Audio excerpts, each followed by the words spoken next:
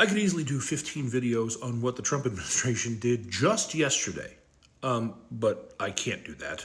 So I'm just going to focus on the chaos that was this situation and try and bring you up to date on where we are today. So overnight, Donald Trump had signed 4 executive orders that essentially froze federal grants and loans. And then people were like, well, you can't do that. Congress approved those budgets already, and the law says that's illegal. And he says, when have I ever given a fuck about what's legal or not? I'll do what I want. And they're like, okay, except that's going to shut down Section 8 and food stamps and Head Start programs and lunch programs and Medicaid. And his people are like, no, it's not going to affect like Head Start and Medicaid. But then somehow Head Start and Medicaid providers started hitting glitches where they couldn't access anything. They couldn't make payments. They couldn't like make payroll. And his administration's like, well, that's not us. That's just outages. And people are like, what are you talking about? This was fine. And then you put this freeze and now this shit doesn't work. But even with that, the Trump administration fully intended to move forward until a federal judge blocked Trump's freeze of federal grants. Came in and hit pause and said, no, dude, there's litigation about this. There's a question of whether or not you even have the power to do this.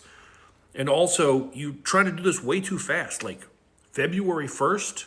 Who are you kidding? And it seems in light of that today, the White House rescinds freeze on federal grants in reversal. This dude is just signing shit that is vague and wide-sweeping and has massive implications, trillions of dollars, and then having to walk that shit back because it blows up in his fucking face. As Skylar for New York put it, the White House is saying they didn't mean to shut down Medicaid. Okay, are they grossly incompetent, unbelievably evil, or both?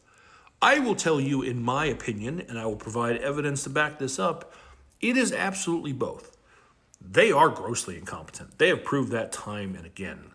But evil is absolutely a factor. And I submit Exhibit A, the Department of Veterans Affairs has canceled suicide prevention training because it includes mention of the LGBTQ community. The VA estimates that somewhere around 22 veterans unalive themselves each day. Veterans are 72% more likely to unalive themselves than a person who hasn't served. And because it mentions the LGBTQ community, they're canceling the whole thing. So what is already an epidemic is almost certainly going to get worse. I'd say that's pretty fucking evil.